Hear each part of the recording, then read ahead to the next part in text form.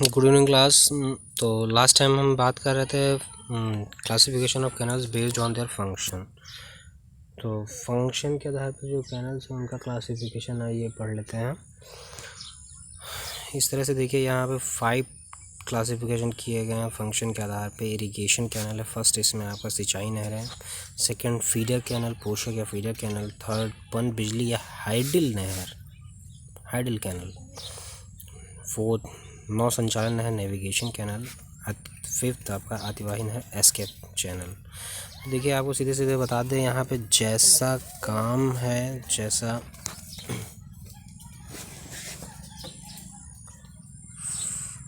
नाम है यहाँ पे, वैसा ही इन कैनल्स का, उसी के कार्य के आधार पे इन कैनल्स के नाम रखे गए हैं। तो फर्स्ट है आप इसमें आपका इरिगेशन कैनल, सिंचाई नहर। तो आइए सिंचाई नहर पे बात कर लेते हैं।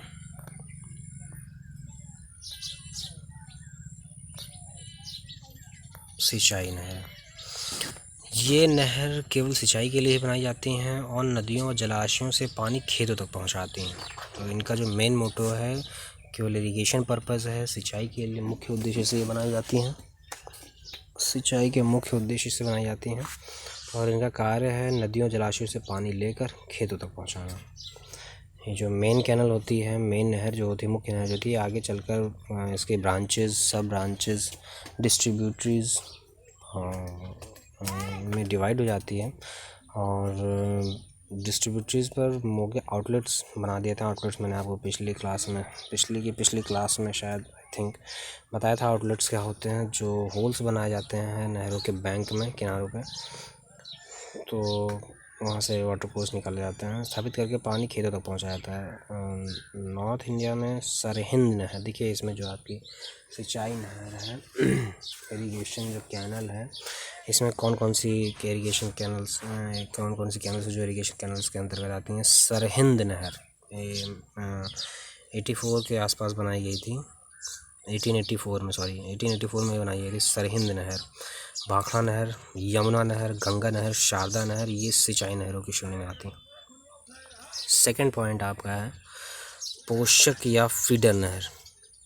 सेकंड जो टाइप की कैनल है आपकी इसमें आती है, वो पोषक नहर या फीडर नहर कहते हैं। एक्चुअली में फीडर नहरें जो होती हैं, इनका काम क्या होता है कि ये इनकी लेंथ कम होती है, और ये क्या होता है कि सोर्स ऑफ वाटर से, जो जल स्रोत होता है, वहाँ से किसी अन्य नहर या नहरों को पानी पहुँचाती हैं। ये डायरेक्टली इनसे काम नहीं ले आता है, इनकी लेंथ कम होती है। ये वाटर सोर्स से पानी ले लेती हैं और किसी दूसरी अन्य नहर को ये पानी प्रोवाइड करा देती हैं। इस नहर में कोई शाखा नहर नहीं निकाली जाती है। ख़ास बात और है, फीडर नहर होती है, इसमें कोई ब्रांच कैनल नहीं होती है, और ना ही इससे सीधी सिंचाई ही की जाती है, और ना ही इससे डायरेक्टली इरिगेशन किया जाता है। इसके जो एग्जांपल्स हैं, देखिए राजस्थान फीडर नहर, सरहिंद फीडर नहर, ये जो है सरहिंद जो फीडर नहर है और राजस्थान फीडर नहर, ये जो नहर है, ये एग्जांपल हैं पोषक या फीडर नहर के। और जो आपका इसमें आता है वो है हेडल नहर। थर्ड है हेडल नहर। तो ये नहर होती हैं मुख्यतः जलाशयों से जल विद्युत गृहों तक पानी पहुंचाती हैं, जहां पर यह पानी टरबाइनों को चलाने के काम लाया जाता है। यह नहर सामान्यतः पक्की बनाई जाती हैं। तो ये जो पनबिजली हेडल नहर आप देख रहे हैं, ये एक्चुअली में होता है क्या है कि इन नहरों से पानी लेकर हाइड्रो इलेक्ट्रिक पावर प्लांट्स तक पहुंचाया जाता है, और वहाँ पे बिजली उत्पादन का कार्य होता है। तो ये नहर मुख्यतः जलाशयों से जल विद्युत गृहों यानी कि हाइड्रो इलेक्ट्रिक पावर प्लांट्स तक पानी पहुंचाती हैं, जहाँ पर यह पानी टरबाइन आप जानते हैं, टरबाइन का यूज़ जो है पानी से बिजली बनाने में किया जाता है। तो टरबाइनों को चलाने के काम में लाया जाता है, और यह नहर सामान्यतः पक्की बनाई जाती हैं।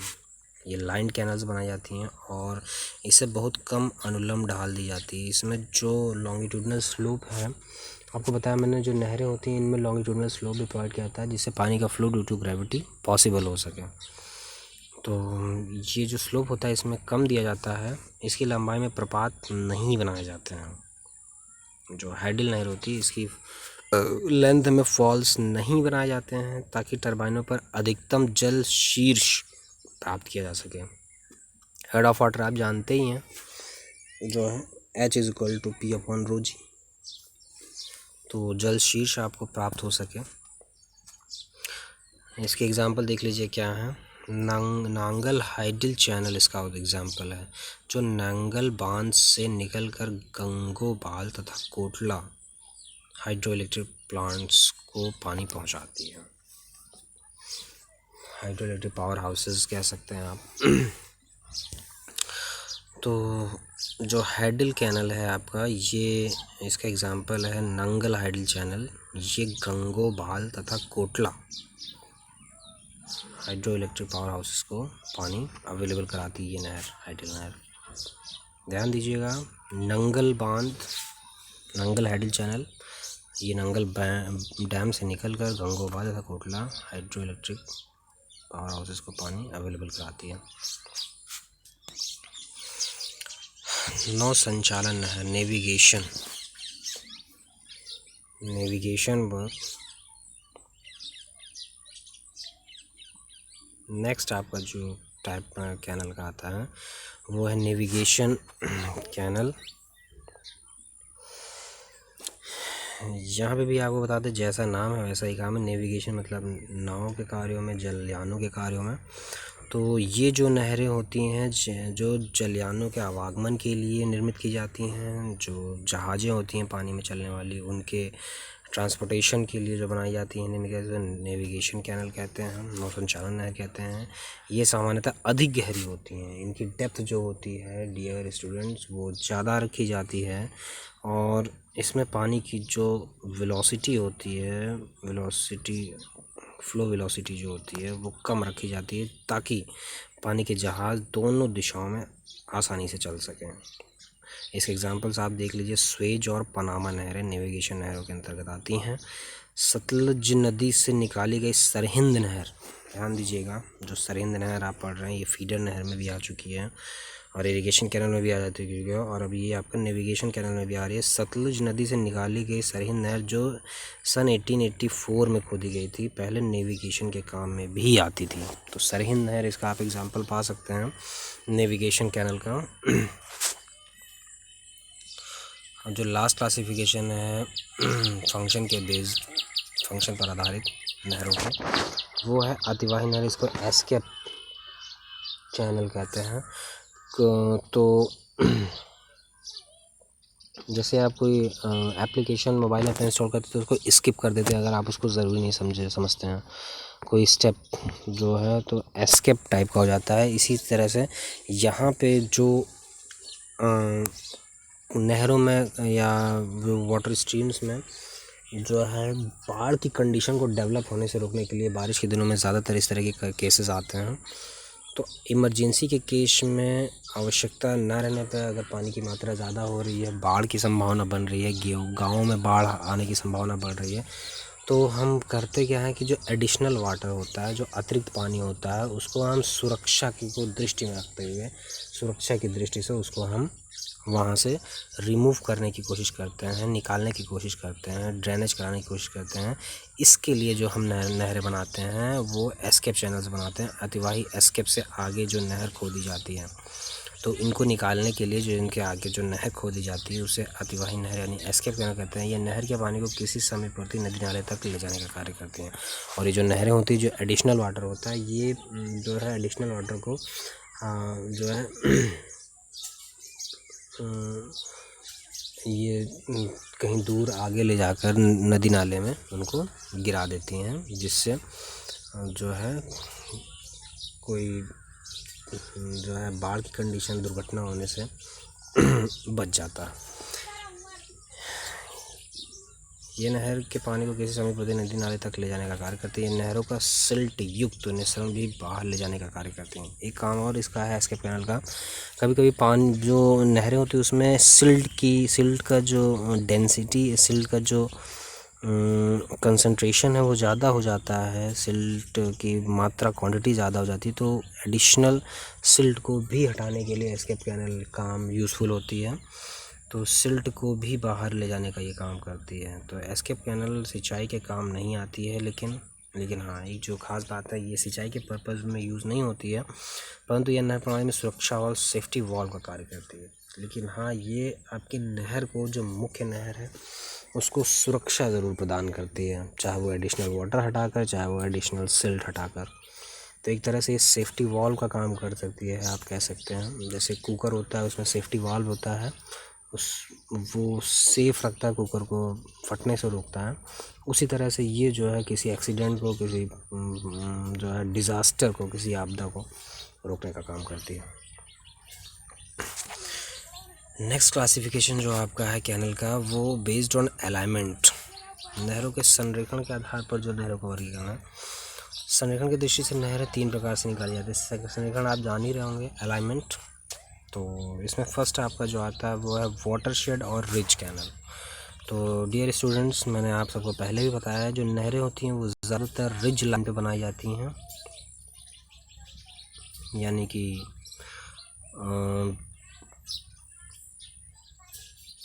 रिज लाइन मैंने आपको पहले बताया ही है, जो क्या होता है, शिखर रेखा भी आप इसको बोल सकते हैं। इस शीर्ष पर, ऊंचाई पर होती है ये रेखा, और 2 कमांड एरियाज़ को डिवाइड करती है। इस प्रकार की अधिकांश लंबाई वाटरशेड लाइन, तो ये जो परिभाजक नहर होती है, वाटरशेड लाइन कैनल होती है, ये जो नहर होती है ज़्यादातर वाटरशेड लाइन अथवा रिज पर रखी जाती हैं। इनकी जो ज़्यादातर लेंथ होती है वाटरशेड लाइन पर या रिज लाइन पर ही इनको बनाया जाता है। इन केस अगर कोई बीच में इनके अलाइनमेंट में कोई ऑब्स्टेकल आ जाती है, बाधा आ जाती है, जैसे कोई गांव पड़ जाता है या कोई बस्ती, कोई कस्बा आ जाता है, तो उस केस में नहरों को जो है अपनी रिज लाइन से, उनके अलाइनमेंट से हटा लिया जाता है, और वहाँ से बगल से ले जाके नहरें उनसे थोड़ी सी दूर हटा के नहरें मोड़कर निकाली जाती हैं। तो इस केस में उनके जो रिज लाइन होती है और जो कैनल लेंथ होती है, उसके बीच में एक गैप बन जाता है। तो यहाँ पे आप देख सकते हैं इस तरह से फिगर नंबर 7.1 में देखिए, आपको ये दिख रहा होगा, ये जो डॉटेड लाइन दिख रही है वो वाटरशेड लाइन या रिज लाइन है, और जो कैनल है आपको देखिए दो रेखाओं से एक ट्यूब नली टाइप की बनी हुई है, वो दिखाई गई है। तो आप देख रहे हैं कि कुछ नहर की लंबाई ऐसी भी है जो रिज लाइन पर नहीं है, रिज लाइन से हट गया है, और इस तरह से रिज लाइन और कैनल लेंथ के बीच में गैप बन गया जहाँ पे गांव बसे हुए हैं। तो उनको बचाने की दृष्टि से जो है इनको मोड़ लिया जाता है, नहरों को उनके रिज लाइन से हटाकर बनाया जाता है। और इस केस में वैसा भी होता है कि जो क्षेत्र बन जाता है, जो बीच में गैपिंग आ जाती है, इसमें वाटर लॉगिंग भी हो सकता है, इसलिए यहाँ पे क्रॉस ड्रेनेज का निर्माण का भी कार्य किया जाता है, ताकि ये पानी को कलेक्ट होने से रोका जा सके।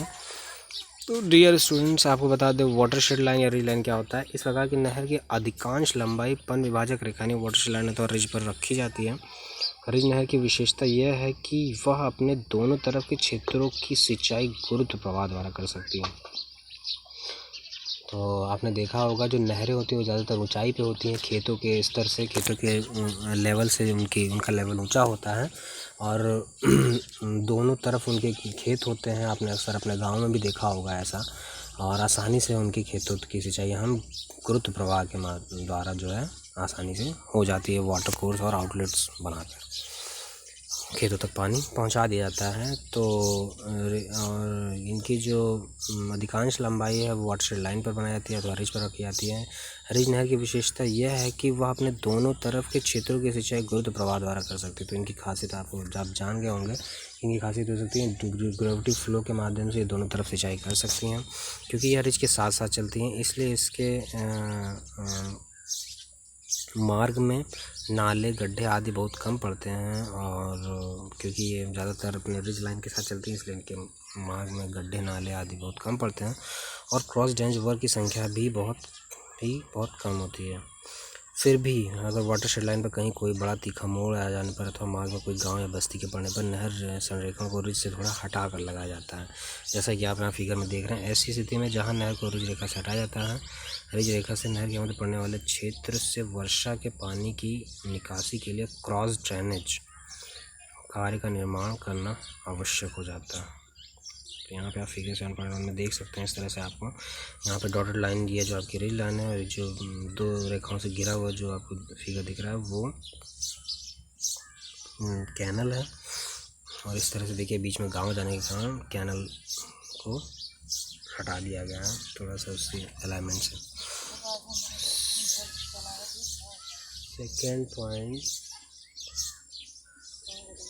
सेकेंड पॉइंट आपका जो आता है, सेकंड क्लासिफिकेशन जो आता है वो है समोच्च रेखी या कंटूर नहर।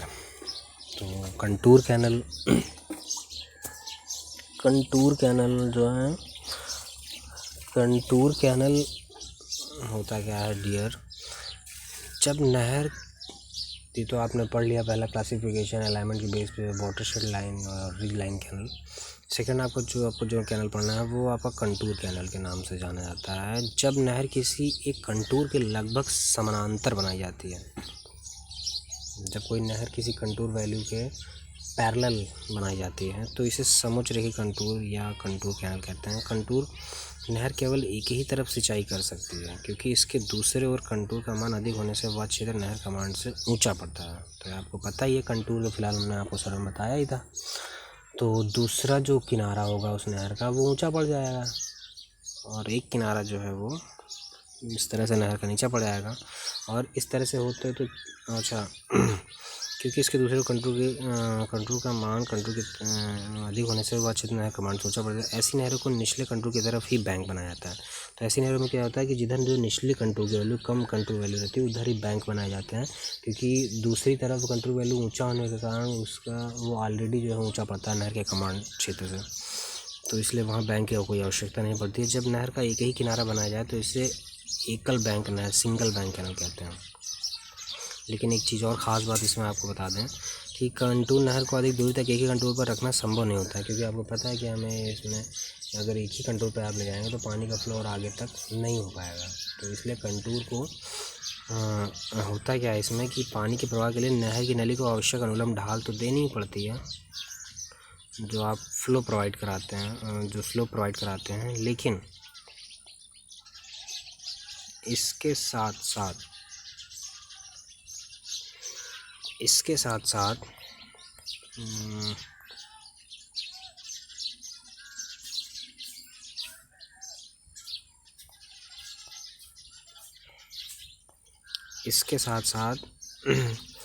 व्यवहारिक दृष्टि से कंटूर नहर एक कंटूर से हटती हुई धीरे धीरे उससे कम वाले कंटूर को अपनाती जाती है। तो जो नहर होती है अधिक कंटूर से धीरे धीरे आगे चलकर वो कम मान वाले कंटूर को अपनाती जाती है। इस तरह से जो स्लोप होता है वो मिलता जाता है और पानी का फ्लो भी आगे कंटिन्यूस बन जाता है, जैसा कि चित्र 7.2 में स्पष्ट किया गया है। यहाँ पे आप फिगर 7.2 आपको दिखा देते हैं, वहाँ आपको क्लियर हो जाएगा।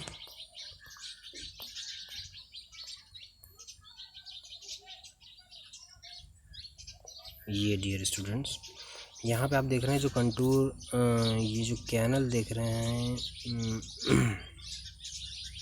जो नहर देख रहे हैं ये रिवर से देखिए यहाँ पे निकाली गई है। और यहाँ पे देख रहे हैं ये जो कैनल है वो यहाँ देखिए कंटूर लाइनें बनी है 290 मान की, 280, 270, 260, 250 जो है 250 मान की। तो यहाँ पे देखिए जो कैनल निकाली गई है नदी से, या बीच में आप नदी देख रहे हैं, रिवर देख रहे हैं, यहाँ पे ये जो नहर आप देखिए होते ये बड़े कंटूर मान से देखिए कम कंटूर मान की तरफ बढ़ती चली जा रही है।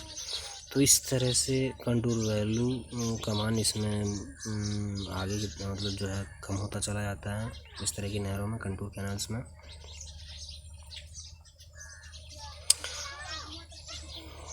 कंटूर नहर अधिकतर पहाड़ी क्षेत्रों में बनाई जाती हैं क्योंकि नदी से निकलने के पश्चात नहर को पानी विभाजक रेखा जो बहुत ऊंची होती है।